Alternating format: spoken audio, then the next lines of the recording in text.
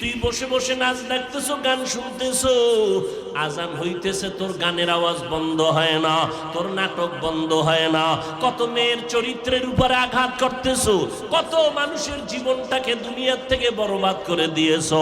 আজরাইল যখন আসবে তোমার সামনে স্বাভাবিক অবস্থায় আসবে না। আল্লাহর নবী বলেন এই গুনাহগার নাফরমানের সামনে আজরাইল এমন বিকট আকৃতি ধারণ করবে, মাথা আসমানে, পা জমিনে, এক হাত মাশরিক আর এক হাত মাগরিবে, চোখগুলো নীল নদের মতো বড় বড়, দেখিয়া ওর কলিজা উল্টায় যাবে, পাগলের মতো হয়ে যাবে। ও মা বলিয়াও ডাকতে পারবে না, আব্বু বলে ডাকতে পারবে না। আজরাইল আইসা রুহুটা যখন ধরার জন্য শরীরের উপরে কদম রাখবে, রুহুটা শরীরের জোড়ায় জোড়ায় জোড়ায় জোড়ায় পালাইতে থাকবে, বের হইতে চাইবে না। চরমনের জমিনে ঘুমান্ত সৈয়দ ইসহাক রহমাতুল্লাহ আলাইহি বলতেন, আল্লাহ